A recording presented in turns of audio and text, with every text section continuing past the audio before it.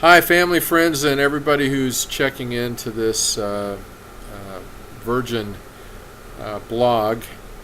This is American Me. So my friends and my family and those of you who don't know me, it's no secret that I am a Christ follower and a conservative. In most cases that means I vote Republican. Doesn't always mean that. Very rare occasions I do vote Democratic. I've kept over the years a philosophy that my parents passed on to me, and that is to prayerfully and conscientiously vote for the best person for the job.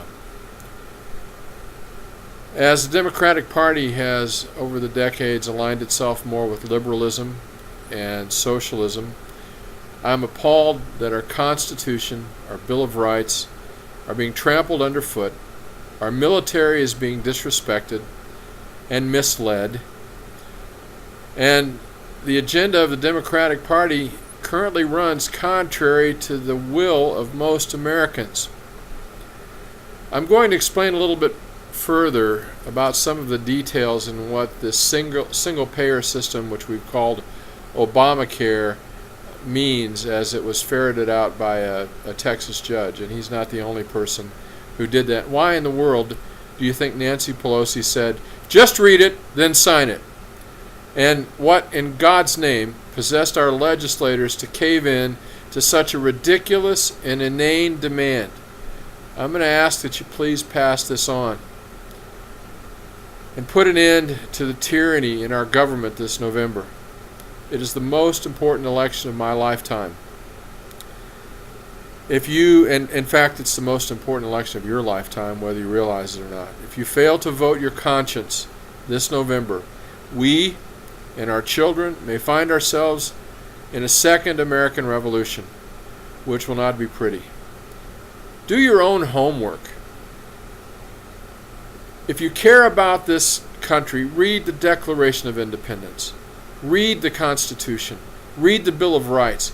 Consider what the current leadership has done in printing trillions of dollars, totally screwing up our global international relationships, has placed drones over United States airspace, and is engaged in an ongoing attack on the privacy of American citizens, using a Big Brother type system to spy on our own countrymen. Study the agendas of the two parties, and unfortunately I believe they're both inadequate. I think there's been error on both sides of the aisle, to be very fair. I will be voting for Mr. Romney this November, unless by some unforeseen miracle Ron Paul wins the nomination for the party, in which case I'll be voting for him. Either way, I'm going to vote Republican. I'm not telling you how to vote, I'm telling you how I'm voting. And in my opinion, in either case, whether it were Romney or Paul, the Republican Party is far closer to my understanding of where we should be than my clear study of Mr. Obama's presidency to date. Each president, when they take office, as does each congressional and senatorial electee, each military person, each public servant, each police officer, they take an oath. And this is the oath of the office of the President of the United States, which requires that he's affirming his support of our republic.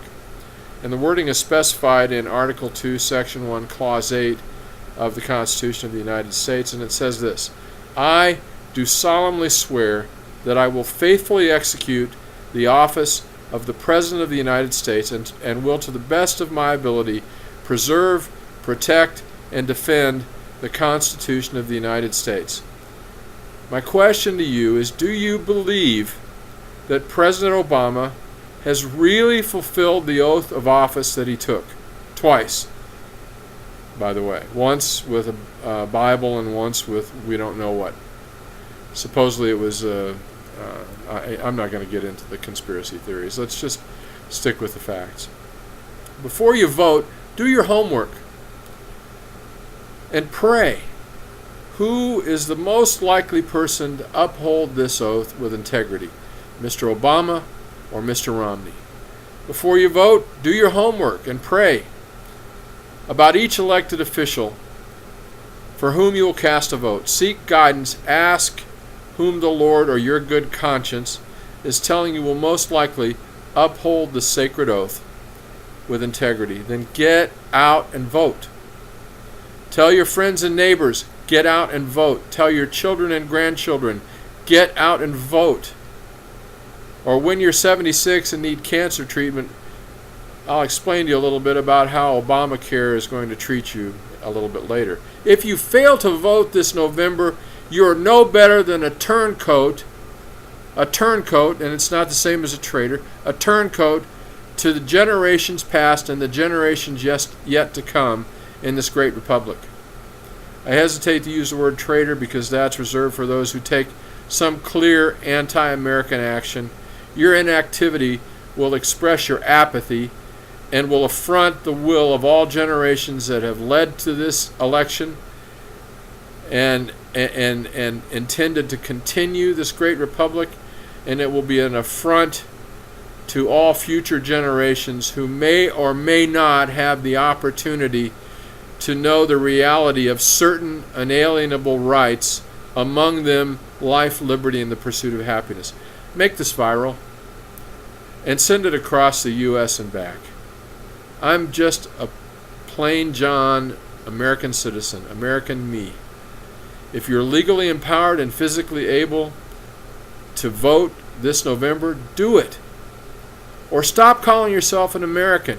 And don't come crying to me or somebody else that's a conservative when we find ourselves in the middle of the 21st century equivalent of Nazi Germany, which was the National Socialist Workers' Party, or the Union of Soviet Socialist Republics. And by the way, did you notice the abject failure and total demise of both of those governments? I am praying for this great nation and for you. Let me share this with you. This is our last chance to escape this hideous socialist government takeover of our US of A. Your children and grandchildren, my children and grandchildren and great-grandchildren, if this is allowed to continue, will never experience the freedom that we've known. Please get them registered to vote and then vote. And the rest of this you're not going to like. At age 76, when you need it most, will you be eligible, will you be able to get cancer treatment?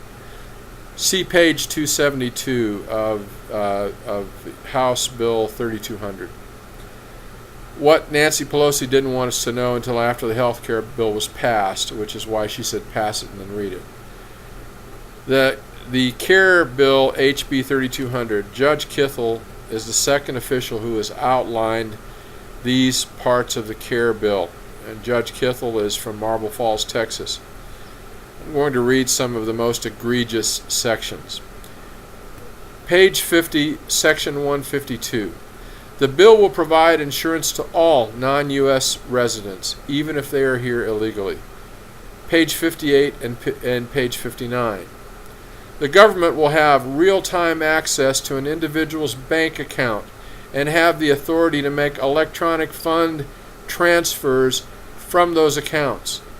Page 65, section 164. The plan will be subsidized by the government for all union members, union retirees, and community organizers such as the Association of Community Organizations for Reform, ACORN. I'm sure you've read a little bit about their, shall we say, inappropriate behavior. Page 203, line 14 and 15. The tax imposed under this section will not be treated as a tax.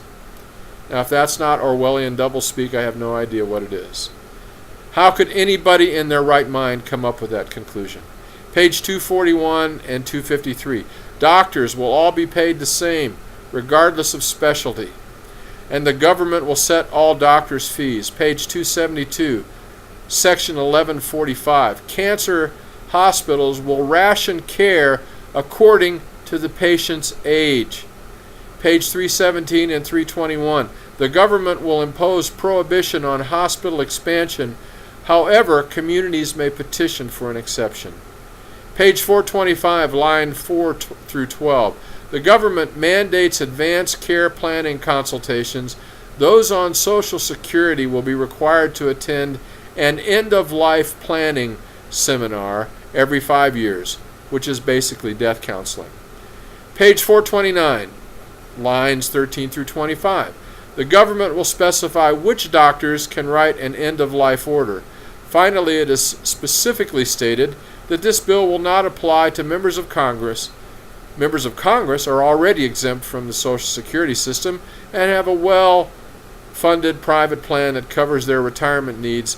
If they were on our Social Security system, I believe they would find a very quick fix to make the plan financially sound for their future.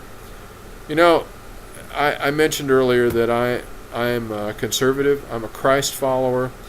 One of my favorite scriptures, which really crosses all boundaries, whether you're an atheist or a theist or a Christian or a Jew or even a Muslim, I believe these words would apply to you.